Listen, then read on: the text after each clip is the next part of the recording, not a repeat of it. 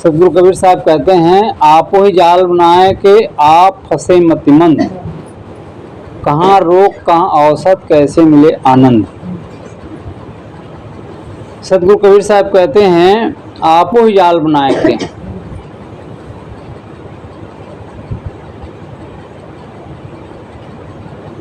जाल तैयार किसने किया? हमने बनाया जाल। जाल कोई दूसरा बनाता है क्या?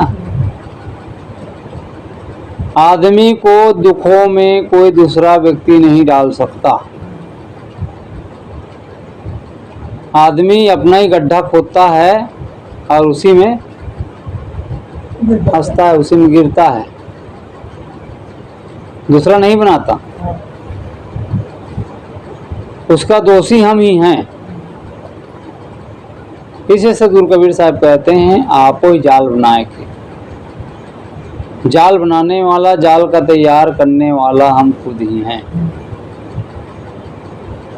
इस प्रकार से एक मकड़ी होती है, मकड़ी अपना जाल तैयार करती है, जाल बनाती है और उसी में फंस जाती है और फंस करके अपना जान जो है गंवा बैठती है। जाल खुद तैयार किए और उसी में फंस गए। उसी प्रकार से संसार के लोग जाल स्वयं तैयार करता है, कोई दूसरा थोड़ी करता है? और फंसता भी उसी में है और रोता है, चिल्लाता है। दुखी, हमें दुखी कोई दूसरा नहीं कर सकता, किसी भी हाल में नहीं कर सकता। हमारा दुश्मन कोई दूसरा नहीं है। हमारा दुश्मन कौन है? हमारा दुश्मन हमारा मन ही हमारा दुश्मन है ना? कोई व्यक्ति हमारा दुश्मन नहीं होता है, मन ही दुश्मन है। मन में हम गलत भावनाएं सोचने लग जाते हैं तो मन ही तो हमारा दुश्मन है। और मन में अच्छी बात सोचने लग गए तो मन ही हमारा मित्र हो जाता है। तो शत्रु हमारा कोई और नहीं है, शत्रु हमारा मन है। आदमी को सबसे ज्यादा परेशान कौन करता है? दूसरा आदमी करता है क्या? दूसरा आदमी नहीं करता, हमारा मन ही करता है। और मन को वश में कर लिए तो, मन को यदि हम वश में कर लिए तो हमको कोई परेशान नहीं कर सकता, कोई दुखी नहीं कर सकता। तो दुख का कारण क्या है? दुख का कारण हमारा मन ही है। गलत सोच, गलत सोच करके आदमी जो है दुखों में फंसता रहता है। तो सतगुरु कबीर साहब कहते हैं, आपो ही जाल बनाए के। आपने ही जाल तैयार किया, कोई दूसरा ने नहीं किया। जिस प्रकार से एक कटहल होता है, कटहल जानते हैं ना? कटहल की सब्जी खाते हो कि नहीं जी?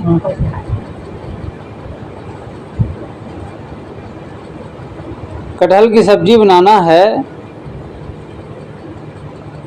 तो क्या करना पड़ता है? कटहल को उसके बाद कट जाता है, करता है, स्वाभाविक है, स्वाभाविक होता है। हंसिया चलाओगे, चक्कू चलाओगे तो चला पाओगे? नहीं चला पाओगे। क्या करना पड़ता है? माताएं लोग जानती हैं, तुम लोग नहीं जानते। क्या करना पड़ता है बताओ? तेल लगाना पड़ता है। बिना तेल के कर लोगे क्या? बिना तेल के कटहल को आप जो है सुधार नहीं सकते, उसको तेल लगाना पड़ता है। तब कहीं आप जो है चक्कू चला सकते हैं। चक्कू आपका बीच में अटक जाएगा, रुक जाएगा। उसी प्रकार से विवेक और विचार रूपी तेल लगाना पड़ता है। नहीं तो फंस जाओगे। विवेक यदि आपके पास नहीं है, विचार आपके पास नहीं है, तो आपको जो है दुखों से कोई नहीं बचा सकता। और आपके पास विवेक है ना, विवेक है तो आप बच जाओगे। अब विवेक नहीं तो आप फंस जाओगे, मारे जाओगे। इसलिए हमारे जीवन में जो है विवेक की जरूरत पड़ती है। इसलिए सदगुरु कबीर ने कहा है, करहु विवेक जो सब दुख जाई, विचार करने से ही सारे दुखों का अंत होता है। इसलिए विचार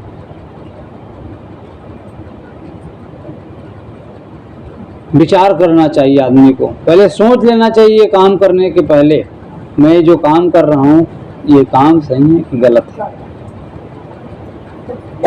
इस बात को जो आदमी सोच लेता है, विचार लेता है ना, वो व्यक्ति कभी दुखों में नहीं फंसता। इसलिए हर काम को जो है सोच समझ करके करना चाहिए, सोच समझ कर कदम उठाना चाहिए। इसलिए कहते हैं ना कि जो है कोई है जग में हंसी करके,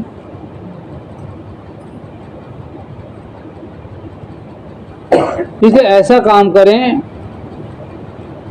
कि जो है दुनिया के लोग हंसे ना, बाद में पछतावा ना होना पड़े। चिड़िया चुग गई खेत, अब पछताए होत क्या, चिड़िया चुग गई खेत। जब समय बीत गया अब पछताने से क्या होगा। इसलिए समय के पहले आदमी को सावधान हो जाना चाहिए। जो व्यक्ति विचार नहीं करता है और गलत दिशा की ओर आदमी चल पड़ता है ना, उस आदमी को बाद में पछतावा होता है। उस आदमी को बाद में पछतावा होता है। यहाँ पर कौन गांव, बगडेवा, बगल में बगडेवा है ना। बगडेवा का एक गौटिया, नाम तो उसका मालूम नहीं मुझे, गबेल है, उसके पास था 25 एकड़ जमीन। ठीक है, सुन रहे हो, ठीक से सुनना। जानते हो जी, 25 एकड़ जमीन था उसका, और वो तालाब पार के नीचे उसका घर। तो लेकिन संगति ऐसा किया,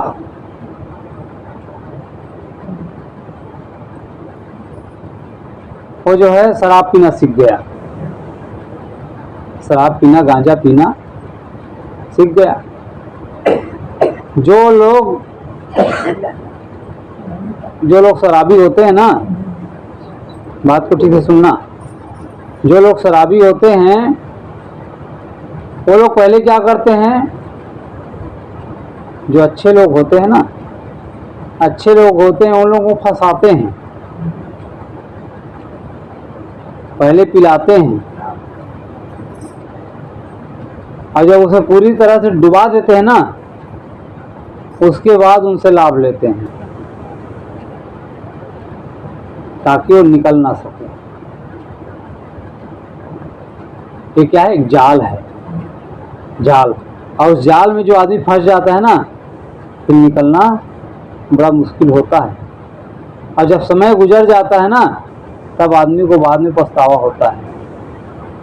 इसलिए आदमी को पहले से ही सावधान हो जाना चाहिए, विवेक लगाना चाहिए।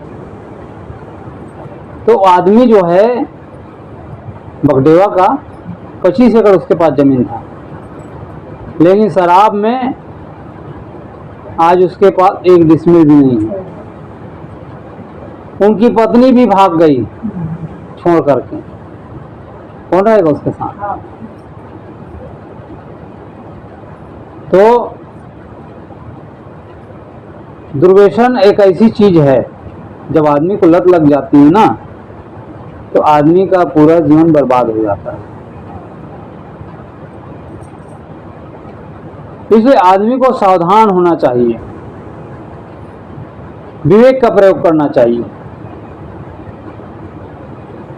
कहा जाता है कि एक जंगल था, उस जंगल एकदम घनघोर जंगल था। घनघोर जंगल में बहुत सारे पक्षी उड़ते उड़ते आया और एक पेड़ के नीचे बैठा। जब बैठा तो देखता क्या है, एक पेड़ के नीचे बहुत सारा दाना बिखरा हुआ था, बहुत सारा दाना। अभी बताओ, इतना घनघोर जंगल है और उसमें दाना बिखरा हुआ हो, मतलब समझ जाइए दाना दाना दाना कहाँ से आएगा, कहाँ से आएगा बताओ? कोई डाला होगा तब ना है। तो बहुत सारे पक्षी थे। पक्षी लोग देखे तो जो है एकदम खाने के लिए आतुर हो गए। उसमें से एक बूढ़ा पक्षी था, बाकी सब जवान था। बूढ़ा पक्षी ने कहा कि देखो, आखिर इतने घनघोर जंगल में ये दाना आया तो कहाँ से आया? प्रश्न किया उन्होंने। तो सारे पक्षी जवान थे। जवान पक्षी क्या कहते हैं? जवान पक्षी कहते हैं कि अरे पहले खा लेते हैं फिर सोचेंगे, कहता है। बात को बाद में विचार किया जाएगा। तो सारे पक्षी उस बूढ़े पक्षी को कहने लगे कि जो है तुम एक पागल हो गया है, सेठिया गया है इसका दिमाग, है ना, मूर्ख है ये, मतलब कुछ भी गाली देने लग गया। लेकिन अंत में हुआ वही, सारे पक्षी जो है दाना चुगने के लिए चले गए। जैसे ही दाना चुगने के लिए गए, सारे पक्षी क्या हो गया, फंस गए जाल में। अब जाल में तो फंस गए, अब चिल्ला रहे हैं बचाओ बचाओ। अब घनघोर जंगल में कौन बचाने आएगा? कोई आएगा बचाने? वहां कोई बचाने नहीं आएगा। बहुत चिल्लाया बचाओ बचाओ बचाओ बचाओ अपनी भाषा में, लेकिन कोई नहीं आया। अंत में जो है बूढ़ा से निवेदन करता है कि आप ही हमको बचा सकते हैं। हमने आपको पागल कहा, मूर्ख कहा, क्या क्या नहीं कहा, हमको क्षमा कर दीजिए, कहता है। बूढ़ा पक्षी ने कहा कोई बात नहीं, देर सवेर सुबह का भूला यदि शाम को घर लौट आए तो उसको क्या कहते हैं, भूला नहीं कहते। उसने कहा कि जो है कोई बात नहीं, मैं जो कहता हूं उस प्रकार से करो तो जो है तुम आजाद हो सकते हो। उसने कहा पहली बात यह है कि सभी का पैर फंस चुका था, एक दूसरे के चोंच से काटो, कहता है। अपना चोंच से नहीं काट सकता ना, तो दूसरे पक्षी जो है उनका काटेगा, उनका काटेगा। तो जो है पैर में जो बंधा है उससे मुक्ति मिल गई। उसके बाद कहता है कि जो जाल है, सारे पक्षी मिल करके एक उड़ान भरो शक्ति के साथ, और उस शक्ति के साथ उड़ान भर के ऊपर ले जाओ, कहते हैं। और ऊपर ले जा करके फिर धीरे से नीचे से सब पक्षी निकल जाना।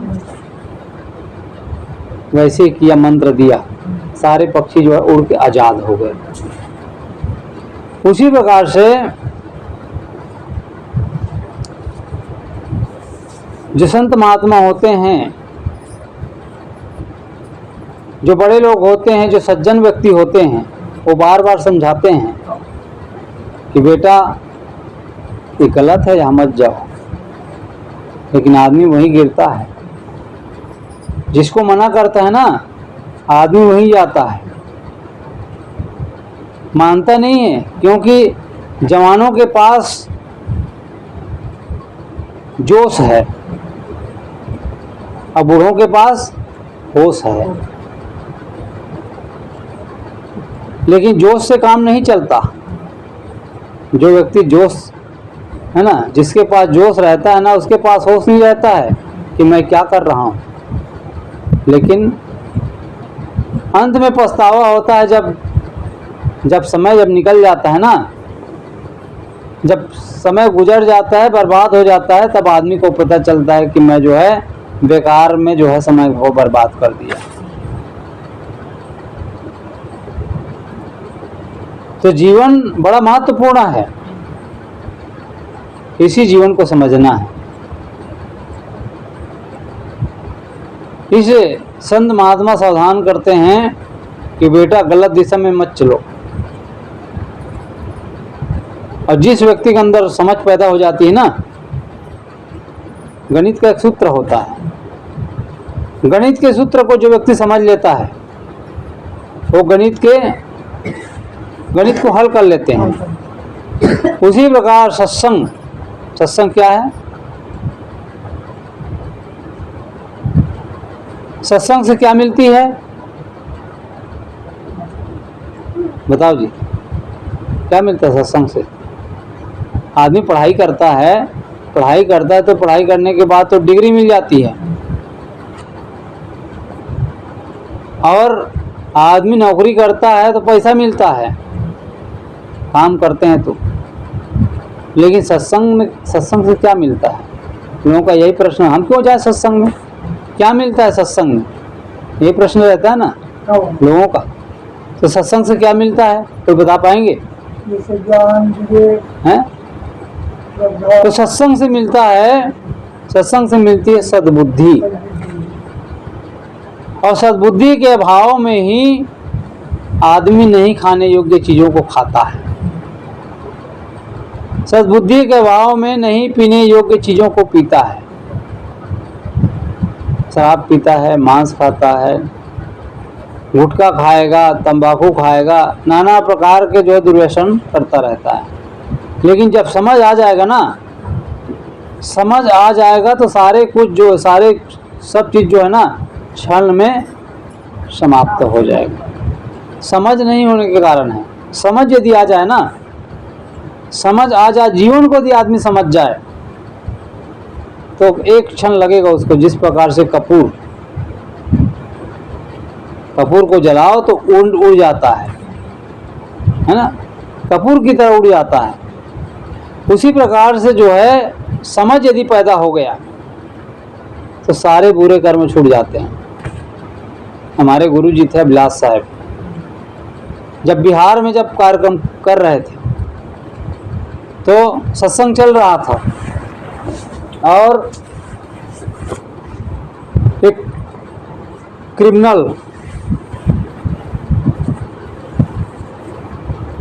जिनके अगल बगल जो है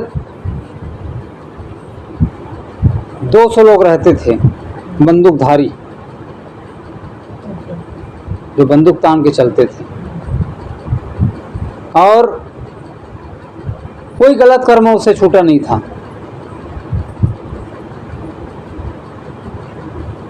कोई जो है 20,000 का भैंस भी खरीदते हैं ना, तो पहले 5,000 उसको देना पड़ता है, तब तो खैर है, नहीं तो उसके 20,000 के भैंस को ढील करके ले आएगा। कोई घर बनाता है 10 लाख का घर बनाता है तो 2 लाख रुपए पहले जमा करना पड़ता है उसके पास। कोई शादी करता है, लड़का पक्ष वाले हो लड़की पक्ष वाले, दोनों से पैसा ऐंठ लेता है पहले। पैसा नहीं देता है तो जो है दुल्हन के साथ भी जो है गलत कर्म कर लेता है। मतलब पूरे भ्रष्ट आदमी, गलत कर्म करने वाले। जब सत्संग में बैठे ना, 200 बंदूक तान करके उनके साथी लोग आए हुए थे, लेकिन जब बैठे आधा घंटा ही सुना होगा, आधा घंटे के सत्संग में पूरा परिवर्तन हो गया। क्योंकि जब समझ आ जाएगा ना जीवन का कि मैं क्या कर रहा हूँ, आदमी के अंदर समझ नहीं रहता है ना, तब तक आदमी करता रहता है, नहीं खाने की चीज़ों को खाएगा, गलत कर्म करेगा, नाना प्रकार के करेगा। लेकिन जब समझ आ जाएगा ना, समझ आ जाएगा तो सारे जो है हमारे दुर्गुण, सारे हमारे गलत कर्म छूट जाते हैं। और समझ ही नहीं है, वहां तक पहुंच ही नहीं है। जीवन भर सत्संग सुनते रहे, जीवन भर कुछ भी करते रहे, उसके जीवन में परिवर्तन नहीं आने वाला। लेकिन ये समझ लीजिए, दुर्व्यसन से मिलना कुछ नहीं है। दुर्व्यसन से जीवन की बर्बादी है, 5 पैसा लाभ नहीं उससे।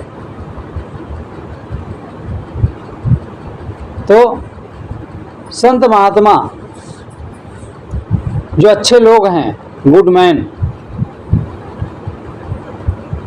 वो जो है बारंबार समझाते हैं कि गलत दिशा में मत चलो,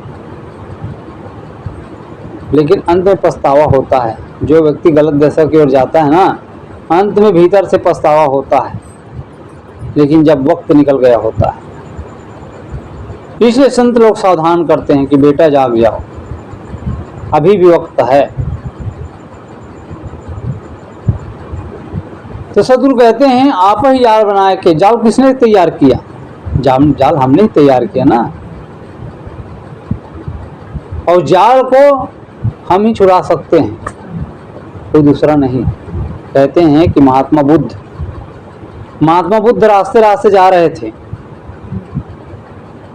महात्मा बुद्ध के साथ में उनका शिष्य था आनंद। आनंद से जो है प्रश्न किया, क्या ये बताओ ये क्या चीज है? आनंद ने कहा, गुरुदेव एक रुमाल है। एक कपड़ा को दिखाते हुए, गुरुदेव ये रुमाल है। फिर कहा, फिर आगे बढ़े, फिर पूछते हैं कि आनंद ये क्या चीज है? उसने कहा, आनंद ने कहा, गुरुदेव एक रुमाल है, और इस रुमाल में बहुत सारी गांठ लगी हुई है, उसमें गांठ बांध दिया गया था। फिर आगे बढ़े तो फिर पूछते हैं, आनंद ये बताओ ये गांठ कैसे खुलेगी? अब हम आपसे पूछते हैं जी, क्या नाम? हेमलाल, हेमनाथ, है ना? हम आपसे पूछ रहे हैं गांठ कैसे खुलेगी बताओ। कैसे निकालोगे?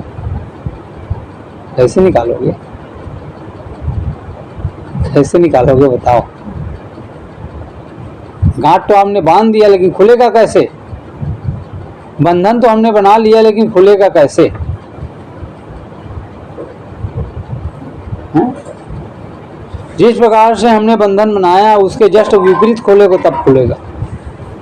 और उसको कसोगे तो, खींचोगे तो और कसेगा ना जी। लेकिन जिस प्रकार से हम जो है बंधन बनाया है, उसके विपरीत खोलेंगे ना तो खुल जाएगा। उल्टा चलना पड़ेगा, है ना? उल्टा का उल्टा सीधा होता है। तो जब तक उल्टा नहीं चलेंगे ना, तब तक बंधन से मुक्ति नहीं मिलेगी। दुखों से बचना है तो उल्टा चलना ही पड़ेगा। आदमी सबसे ज्यादा सुखी आदमी जो है, कौन समय ज्यादा रहता है? बुढ़ापा में कि जवानी में कि बचपना में? बताओ जी। बचपना में। लेकिन आप तो जवानी में सुख दिखाई दे रहे हो। किस समय ज्यादा सुख रहते हैं आदमी? बचपना में। बुढ़ापा में कोई चांस है क्या? बुढ़ापा में आदमी सुखी नहीं रहता है। बुढ़ापा के बाद तो क्या है? सीधा मौत।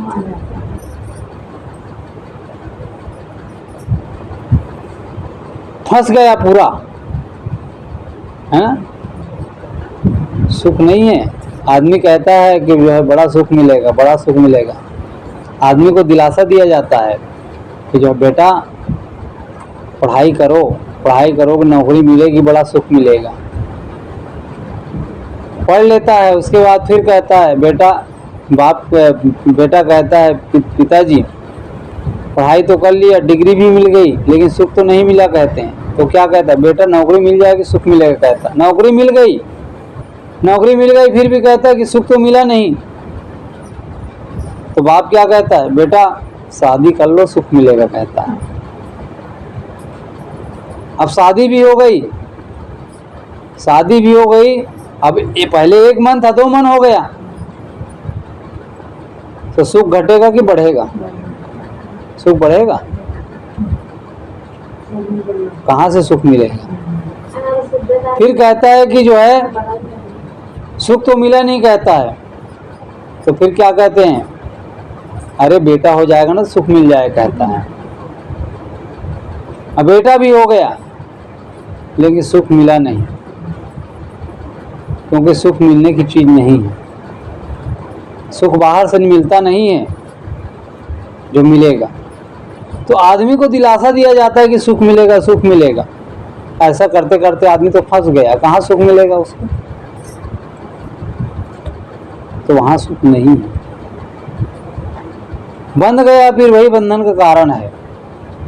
तो जवानी में कहाँ सुख? बच्चे को पढ़ाना, उसको करना, उसको पढ़ने, ये करना वो करना है, पत्नी आ गई उसका सुनना, पति आ गए बच्चे का सुनना, उसका सुनना, उस कहाँ से सुख मिलेगा? है टेंशन, बुढ़िया भी जानती है टेंशन को आजकल है। तो सुख जो है बाहर से नहीं मिलेगा, इसलिए विवेक करने की जरूरत है। तो सदगुरु कहते हैं आप ही जाल बनाए के आप फंसे मतिमंद। जो मंद बुद्धि के होते हैं, जिसके पास विवेक शक्ति नहीं है, वही व्यक्ति फंसता है दुखों में। और जो व्यक्ति विवेकवान होता है ना, वो फंसता नहीं, वो निकल जाता है। कहते हैं कि एक मगरमच्छ था और एक बंदर। बंदर जो है जामुन खाता, जामुन के पेड़ था एक, और वहीं पर एक तालाब था। उस तालाब में मगरमच्छ रहता था, जामुन का फल खाता रहता, बंदर मस्त रहता। एक दिन मगरमच्छ आ गया, मगरमच्छ को भी दे दिया, तुम भी खाओ। वो भी खाने लग गए तो अच्छा लगा, हर रोज आने लग गए, मित्रता हो गई दोनों में आपस में। अब जब मित्रता हो जाती है ना, मित्रता में आदान प्रदान होता है, तो बंदर फल खिला देता और मगरमच्छ जो है उसको सैर करा देते हैं अपने पीठ में बैठा करके, बड़ा खुश रहते दोनों। एक दिन क्या हुआ, मगरमच्छ की जो पत्नी थी, मगरमच्छ ने कहा अपनी पत्नी से कि मेरा एक मित्र है, वो मुझे फल खिलाते हैं मीठे मीठे। उनकी पत्नी गर्भ में थी तो कहती है कि जो है मैं तुम्हारे मित्र का कलेजा खाना चाहता हूँ।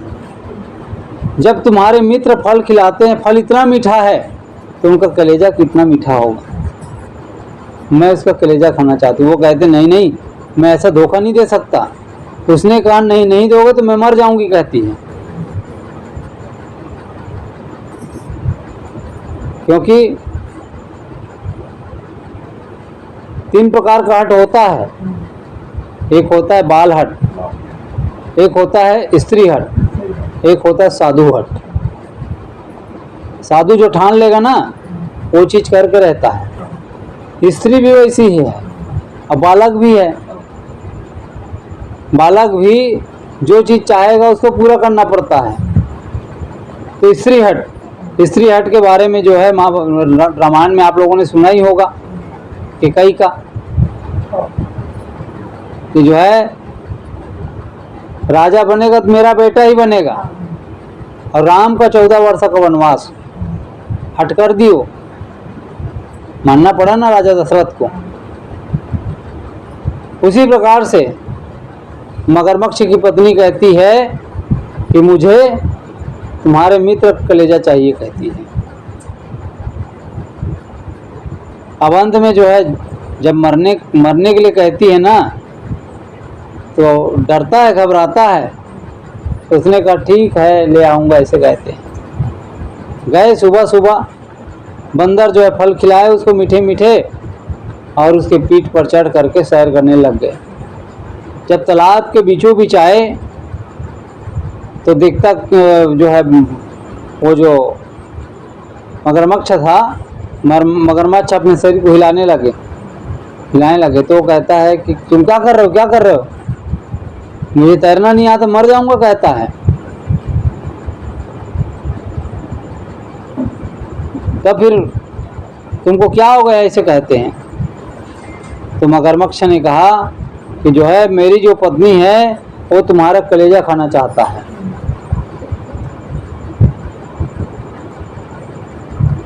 जब तुम इतने मीठे मीठे फल खाते हो तो तुम्हारा कलेजा कितना मीठा होगा, तुम्हारे कलेजा खाना चाहते हैं, कहते हैं। लेकिन बंदर जो होशियार था, बंदर के अंदर बुद्धि थी, विवेक लगाया उन्होंने, बंदर ने। और बंदर विवेक लगाकर कहता है मगरमच्छ को कि जो है जिस कलेजा की तुम बात कर रहे हो उस कलेजा को तो मैंने परसों ही पेड़ में टांग दिया है, उसको सुखा दिया है, गीला हो गया था, इसलिए मैं वहां सुखा दिया हूं। और तुमको कलेजा चाहिए तो पेड़ के पास ले चलो। अब बंदर तो जो है मंद बुद्धि का था, बुद्धि उसके पास थी नहीं। बंदर ने जो है वो मगरमच्छ ने उसको लौटा कर ले आया, और जब तालाब के किनारे आए, पार में जो है चढ़ गया, और पार में चढ़कर पेड़ में चढ़ गया वो। और कहता है मूर्ख कहीं का, शरीर से कोई अलग रहता है, कलेजा शरीर से जुड़ा हुआ रहता है, उसको निकाला नहीं जा सकता। मतलब मूर्ख व्यक्ति का संग कभी नहीं करना चाहिए। मूर्ख व्यक्ति का संग करोगे तो तुमको डुबा देगा, तुम्हारे जीवन को बर्बाद कर देगा। इसलिए आदमी को कभी भी गलत आदमी का संग नहीं करना चाहिए। संग आदमी हमेशा अच्छे लोगों का संग करना चाहिए। तो आप ही जाल बनाए कि आप फंसे मतिमंद, जाल हम ही तैयार करते हैं, हम ही फंसते हैं, और मूर्ख हम ही बनते हैं। इसे विवेक लगाना होगा, समझना होगा। यदि बंधन से छूटना चाहते हैं, तो बंधन से पार जाना चाहते हैं, मुक्त होना चाहते हैं, तो गलत दिशा को छोड़ना पड़ेगा। आगे से गुरु कहते हैं कहाँ रोग कहाँ औषध, कैसे मिले आनंद। रोग कहीं और है, औषध कहीं और लगाया जा रहा है, तो क्या होगा। कहाँ रोग कहाँ औषध, कैसे मिले आनंद। बीमारी कुछ और है, औषधि कुछ और लगाया जा रहा है, तो कैसे शांति मिलेगी, शांति नहीं मिलेगी। इसे औषध जो बीमारी है उसी प्रकार का औषध होना चाहिए। इसलिए कहते हैं इंग्लिश में मेडिसिन और मेडिटेशन, मेडिसिन और मेडिटेशन दोनों कैसा लग रहा है, दोनों जुड़वा भाई जैसे लग रहा है कि नहीं लग रहा है, नहीं लग रहा। जुड़वा भाई जैसे नहीं लग रहा है, मेडिटेशन और मेडिसिन एक जैसा नहीं लग रहा है क्या, नाम से लग रहा है ना, मेडिसिन और मेडिटेशन, और दोनों काम एक ही करता है, दोनों काम एक ही करता है। मेडिसिन क्या करता है, मेडिसिन का मतलब क्या होता है, गोली दवाई है ना, मेडिसिन मतलब दवाई। दवाई क्या काम करता है? शरीर के समस्त रोगों का इलाज करता है। शरीर में जो भी बीमारी हो जाती है उनका इलाज किसके द्वारा होता है? दवाई के द्वारा। लेकिन मेडिटेशन, मेडिटेशन का मतलब होता है ध्यान।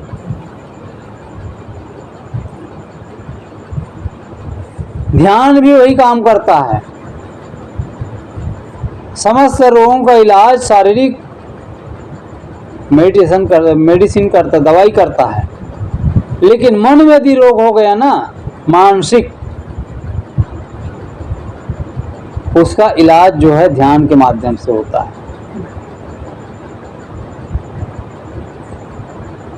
मानसिक विकारों को ठीक करने के लिए ध्यान ही एक औषध है जो हमारे मन को ठीक करता है। इसीलिए यदि अध्यात्म को जानना है तो ध्यान की आवश्यकता है। तो बीमारी कुछ और है, इलाज कुछ और किया जा रहा है, तो कैसे दूर होगा?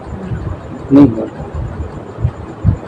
उदाहरण देते हैं, जिस प्रकार से शरद ऋतु की चांदनी, शरद ऋतु में शरद का मौसम है, पूर्णिमा है, और एक बहुत बड़ा कड़ाह रख दिया जाए और अंजोरी रात है, चंद्रमा का प्रकाश है और बहुत बड़ा कड़ाह घी से भर दिया जाए और नीचे चूल्हा लगा दिया जाए, आग जला दिया जाए, जल रहा है, खौल रहा है तेल, और ऊपर में क्या है? चंद्रमा है। चंद्रमा का प्रकाश, चंद्रमा का छाया उस तेल में पड़ रहा है, उस घी में पड़ रहा है और खौल रहा है। तो क्या उस चंद्रमा को जला पाएगा? है? भीतर तो जल रहा है लेकिन जला पाएगा? भीतर तो है वो चंद्रमा, लेकिन जला पाएगा क्या? नहीं जला पाएगा। चाहे हजारों क्विंटल लकड़ी लग जाए, हजारों क्विंटल तेल लग जाए, लेकिन चंद्रमा को जलाया नहीं जा सकता है। उसी प्रकार आदमी भी तो आज यही कर रहा है। दुख हमारे मन में है, समस्या हमारे भीतर है, लेकिन आदमी कर क्या रहा है? आदमी चाहता है कि जो है पूजा कर लो, पाठ कर लो, हवन कर लो, तवन कर लो तो शांति मिल जाएगी, कहता है। क्या हवन और पूजा पाठ करने से शांति मिलेगी? हैं? कहाँ जा रहे हैं? तो पूजा और पाठ करने से शांति मिलने वाली नहीं है, क्योंकि रोग तो भीतर है ना, रोग तो मन में है, विकार हमारे भीतर है। तो पूजा क्या करेगा, वो पाठ क्या करेगा? शांति नहीं मिलेगी। शांति का काम करोगे तब शांति मिलेगी, और पूजा करने से कोई शांति मिल जाएगी क्या? लेकिन आदमी यही काम कर रहा है, इसलिए आदमी के अंदर जो है शांति नहीं मिल पा रही है। महात्मा बुद्ध के पास उस समय के जो तत्कालिक राजा थे, राजा प्रसेनजीत, राजा प्रसेनजीत बुद्ध से मिले और कहते, भगवान आप मुझे मिल गए, मैं आप ही को ढूंढ रहा था, बहुत दिनों से मैं इंतजार कर रहा था, मिल गए। मेरी एक इच्छा है, पंडितों का कहना है कि तुम्हारे पिताजी जो दुनिया से चले गए हैं,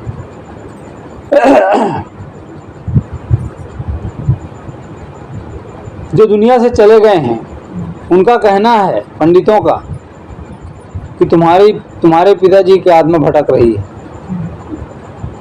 शांति कराना पड़ेगा, उसके लिए पूजा पाठ कराना पड़ेगा, कहता है। भगवान बुद्ध ने कहा ठीक है, तुम एक काम करना, 5 बजे सुबह सुबह अमुक तालाब है, यहीं आ जाना, साथ में जो है 2 हंडी लाना, एक हंडी मिट्टी का हंडी, एक हंडी में रख देना छोटे छोटे कंकड़, और एक हंडी में घी डाल देना, और दोनों का मुंह बांध देना, और साथ में डंडा लाना, कहते हैं। तो राजा था, राजा को आदेश दिया, 5 बजे अपनी फौज के साथ पहुंच गया वो। महात्मा बुद्ध पहले से मौजूद थे।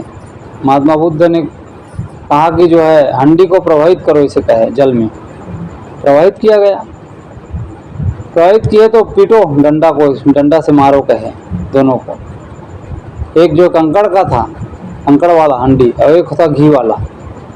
घी वाले के जो कंकड़ वाली हंडी को मारा तो कंकड़ कहाँ जाएगा? कहाँ जाएगा कंकड़ जी? बताओ हेमनाथ भाई, कंकड़ को मारेगा तो कहाँ जाएगा? हाँ, ऐसे इधर कहाँ जाएगा? इधर उधर कहाँ जाएगी? भीतर नहीं जाएगा जी, नीचे नीचे चला गया। अब घी को मारेगा तो ऊपर तैरने लग गया। पूछा गया फिर ये बताइए, पूजा कर रहा है, पाठ कर रहा है, हवन कर रहा है, तर्पण कर रहा है, और उस हवन के बल पर, तर्पण के बल पर तो जो नीचे कंकड़ गया है वो ऊपर आ जाए, कहेगा तो आएगा? हैं? जब उस पूजा के बल पर नहीं आ सकता तो पूजा क्या करेगा? करेगा? पूजा करने से जो है ऊपर आ सकता है? नहीं आ सकता। पूजा पाठ करने से जो है घी जो तैर रहा है, कहे कि जो है घी के हवन तर्पण के प्रभाव से नीचे चला जाएगा, तो जाएगा? करोड़ों युग बीत जाएगा, नहीं जा सकता। अब करोड़ों युग बीत जाएगा, नीचे जो गया है ना कंकड़, वो ऊपर नहीं आ सकता। जब कंकड़ ऊपर नहीं आ सकता है, घी नीचे नहीं जा सकता है, तो फिर उसके पिताजी ने जो कर्म किया है, यदि पाप कर्म किया है, तो पूजा पाठ के बल पर जो है पुण्य में कैसे परिवर्तित हो जाएगा? और यदि पुण्य किया है तो पाप में परिवर्तित होने वाला नहीं। तो जो है पूजा और पाठ के बल पर जीवन को जो है संवारा नहीं जा सकता है। जिस प्रकार से जो है रोग है, उसी प्रकार से दवाई लगाना पड़ेगा। यदि दुखों से पार जाना है, दुख को मिटाना है जड़ सहित, तो करना क्या पड़ेगा? हमारी जो बेवकूफ़ी है ना, हमारी जो गलत आदतें हैं, हमारे मन में जो विकार है ना, उन विकारों को नष्ट करना पड़ेगा जड़ से। शांति का रास्ता और कुछ नहीं है। शांति का संबंध जब तक दुखों से पार नहीं जाओगे ना, मन को जो विकार है, विकारों को जब तक नहीं छोड़ोगे, शांति मिलने वाली नहीं है। वासनाएं ऐसी चीज है, दुर्गुण ऐसी चीज है, जितना जितना उसमें आदमी डूबता है, उतना जो है और तर्पण होती है। जैसे कोई आदमी धन के लिए तड़फन होती है ना, इसलिए कहते हैं निर्धनिक कछु धन चाहे, धनिक चाहे विशेष, विशेष हूँ विशेष चाहे होवन चाहे नरेश, नरेश चाहे इंद्र पद, इंद्र चाहे रंजीत, असुर चाहे सुरपति बनन, या तृष्णा किरीट, तृष्णा कभी शांत होने वाली नहीं है। जितना जितना और जो है और की चाहना में और चाहिए, वो आदमी कभी शांति पाएगा नहीं पा सकता। वो उसी प्रकार से वासनाएं हैं, उसी प्रकार से दुर्गुण है। जितना जितना जो है, इसलिए कहते हैं सतगुरु कबीर बीजक में कि बढ़वत बड़ी घटावत खोटी, परखत खरी परखावत खोटी। बढ़ने से और बढ़ता है, बढ़ाओगे तो और बढ़ेगा, और घटाने से घट जाता है। तो आदमी जब मन में कंट्रोल कर लेता है ना, मन के विकारों पर जब विजय पा जाता है, वही व्यक्ति शांति प्राप्त करता है। तो जीवन को यदि अच्छा बनाना है, जीवन को शांतिमय बनाना है, तो करना क्या पड़ेगा? मन को वश में करना पड़ेगा। मन ही दुख का कारण है और मन ही सुख का कारण है, इसे मन को समझना है।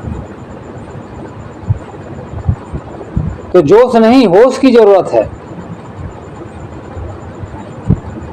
जोश से काम नहीं बनता, होश। तो मानव जीवन मिला है, ये मानव जीवन की विशेषता को हम समझें। मनुष्य शरीर तो हमको मिल गया, मनुष्य जीवन ही पर्याप्त नहीं है। मानव जीवन तो बहुत सारे लोगों को मिला हुआ है। बस स्वामी तुलसीदास जी कहते हैं कि बड़े भाग्य मानुष तन पावा, लेकिन बड़े भाग्य की बात नहीं है, ये बड़े दुर्भाग्य की बात है। मनुष्य शरीर क्यों मिला है? मनुष्य शरीर जो मिला है, ये जो है कल्याण के लिए मिला हुआ है, एक उद्देश्य के लिए मिला हुआ है, परम पुरुषार्थ जब तक नहीं करोगे ना, पुरुषार्थ नहीं करोगे तो दुखों में फंस जाओगे। इसलिए ये एक उद्देश्य के लिए मिला हुआ है, शांति के लिए मिला हुआ है, कल्याण के लिए मिला हुआ है। लेकिन आदमी क्या कर रहा है? खाक छान रहा है और दुखों में और फंस रहा है। यदि इस जीवन में यदि हमने अच्छा काम नहीं किया, तो जो है 3 खानी रखा रुखाया है हमारे लिए, है ना। 3 खानी के जो जीव है ना, उसको देख रहे हो कि नहीं देख रहे हो? गधा, कुत्ता, बिल्ली, इतना जो जितना अन्य खानी है, सांप बिच्छू से लेकर, है ना। ये मानव जीवन में यदि अच्छा काम नहीं करोगे तो वहीं जाना पड़ेगा। फिर 84 लाख योनि कहते हैं ना, उसी में भोगना पड़ेगा, फिर दुखों में फंसना पड़ेगा। ये मानव जीवन सबसे सर्वश्रेष्ठ जीवन है, लेकिन कब? मनुष्य का शरीर तो प्राप्त किए हैं, लेकिन इसके साथ साथ सत्संग की जरूरत है। इसे सदगुरु कबीर साहब कहते हैं, मानुष तन सदगुरु मिलन मोक्षौ इच्छा होए, दुर्लभ तीनों परम है पाए सुयोग न खोए। मनुष्य का शरीर प्राप्त करना ये पर्याप्त नहीं है, उसके साथ साथ संतों का संग चाहिए। संतों का संग यदि आदमी को मिल गया तो उनके जो उद्देश्य है ना, उसके उद्देश्य का पता लग जाता है कि हमारा उद्देश्य क्या है। और जो व्यक्ति उद्देश्य को समझ गया ना, वही व्यक्ति जो है शांति के रास्ते तक पहुंच सकता है, वही सुख की ओर जा सकता है। जो व्यक्ति दुख को समझ गया, जो व्यक्ति बंधन को समझ गया, वही मोक्ष तक पहुंच सकता है। और जो व्यक्ति बंधन को ही नहीं समझ पाया, वो कहाँ शांति? वो शांति को प्राप्त कर ही नहीं सकता। यदि शांति को प्राप्त करना है तो बंधन को समझना पड़ेगा। बंधन जब तक नहीं समझेंगे, बंधन हमारे कटेंगे नहीं और बंधन बढ़ते चले जाएंगे। हर रोज आप जो है कलाई में एक रस्सी बांधो, एक रस्सी बांधो कि 365 दिन में 365 रस्सी हो जाएगा। हम जीवन भर बांधते चले जा रहे हैं तो कहाँ सुख मिलेगा? सुख का हम काम ही नहीं कर रहे हैं, दुख का काम कर रहे हैं तो कहाँ सुख मिलेगा? इसलिए यदि जीवन में शांति चाहते हैं तो करना क्या पड़ेगा? अशांति का काम है, अशांति काम को छोड़ दें। जड़ से काट दें। न रहे बांस न बजे बांसुरी। ये विवेक करने की जरूरत है। तेल लगाने की जरूरत है, विवेक रूपी तेल, विवेक और विचार। ये काम जो करता है वो व्यक्ति हमेशा जो है हमेशा शांति को प्राप्त करता रहता है। इसे जो मानव जीवन मिला है, ये मानव जीवन शांति के लिए है, परम प्राप्तव्य के लिए, परम उद्देश्य। और जिसके पास उद्देश्य ही नहीं है, उद्देश्यहीन है, उसका दिया जो है बुझा हुआ रहता है। और जिसके पास उद्देश्य है उसी का दिया जलता है। जुगनू को आपने देखा होगा, जुगनू जब बैठ जाता है ना, उसका दिया बुझ जाता है। अब जब चलता है तब जलता है ना। अब बैठ जाता है तो बुझ जाता है। उसी प्रकार से जो व्यक्ति जो है पुरुषार्थ करता है, पुरुषार्थ के बल पर ही जो है आदमी शांति को प्राप्त करता है। पुरुषार्थ के बल पर ही धन प्राप्त करता है। और जो बैठ जाए शांति से, चुपचाप बैठ जाए, उसको क्या मिलेगा? हैं? इसलिए आदमी को जो है भाग्य के भरोसे कभी नहीं बैठना चाहिए, पुरुषार्थ करना चाहिए। पुरुषार्थशील व्यक्ति ही कुछ प्राप्त करेगा, वही जो है शांति को प्राप्त कर सकता है। इसलिए जीवन में यदि अच्छा बनना चाहते हैं, उन्नति करना चाहते हैं, विकास करना चाहते हैं, शांति को प्राप्त करना चाहते हैं, तो जो है विकारों को दूर करना पड़ेगा। जब तक विकार दूर नहीं होंगे, न तो अपने मन में शांति मिलेगी और न ही परिवार को शांति मिलेगी। इसे जीवन जीना है, हम भी सुखी रहें, परिवार सुखी रहे, ऐसा व्यक्ति को काम करते रहना चाहिए। यही काम हम आप सबको करने की जरूरत है।